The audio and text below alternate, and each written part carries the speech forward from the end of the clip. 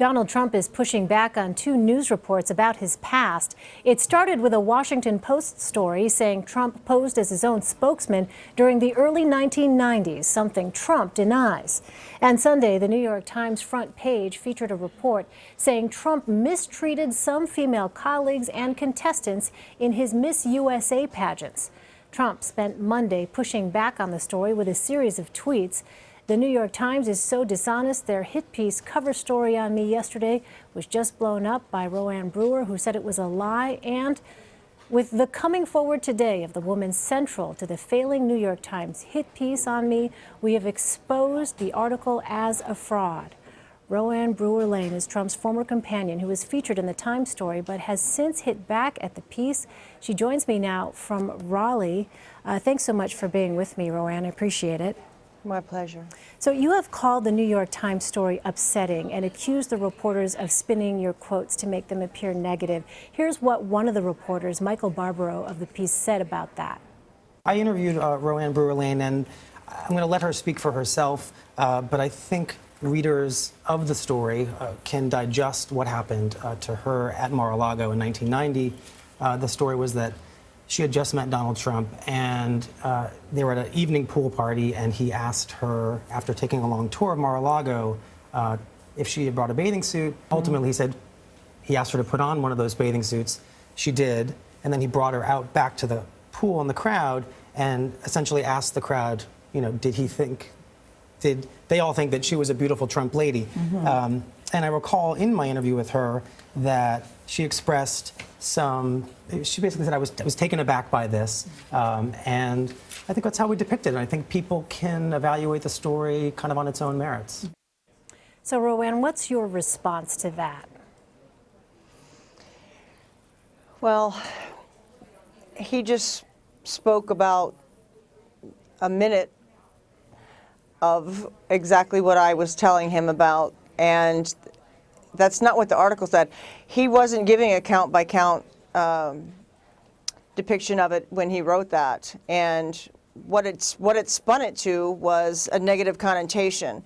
And the problem I have with it is, you know, they've made such a big deal out of this bathing suit thing. That was supposed to be the whole credibility of this article, the beginning of it, and it's just not right. It's not a big deal, first of all, that Trump and I met as adults at a party and we're talking, and he asked me if I needed a swimsuit. Who cares? And that doesn't make him a bad guy, and it doesn't make me a bad person for saying, oh yeah, I didn't bring one because I was working all day. What it did act as if that Trump was treating me in a demeaning way, that he, first of all, he used words that suggest that I was being paraded. I've heard that word all day long. I was never paraded. He didn't take me out to the pool and ask people if I looked like anything. He said, he made a statement, and it was flattering, and I blushed, and it was over with. When I was asked to talk about this subject, it was merely to explain how Trump and I had met. People say, how did you meet Donald Trump? My answer is, we met at a pool party in Mar-a-Lago. Oh, well, how did you guys start to hit it off? We started talking, That's where the story comes in. Where it gets twisted into that he was parading me around at a pool party and making me, you know, feel uncomfortable, treating me like, you know, in a demeaning manner, I don't know where that ever comes from. I don't see it, and it didn't happen. So, Rowanne, I just want to make sure that I'm clear. Here's the first line of the New York Times story. It reads, Donald J. Trump had barely met Rowanne Brewer Lane when he asked her to change out of her clothes. Is that true or false? It's infuriating. It's infuriating. That is not what happened. And for them to spin it like that is ridiculous. Not only is it ridiculous just in the mere fact that that has nothing to do with what I said, ever. I asked them several times, you know, is this a hit? Is this a hit piece? You know, because I don't belong in it. I have nothing negative to say about him. My experience with Donald is good. So if you're looking for that, you're not going to get it from me. Are you sure that's not what's happening? And he said no. And then he came and did a photo shoot and told me how elegant the pictures were. Well, how elegant were they? Where are they? And why was I, you know, the focal point of this when all it is about a pool party? Where's this damaging story? I think it's a fail. Have you spoken to Mr. Trump or anyone in his campaign since this story came out?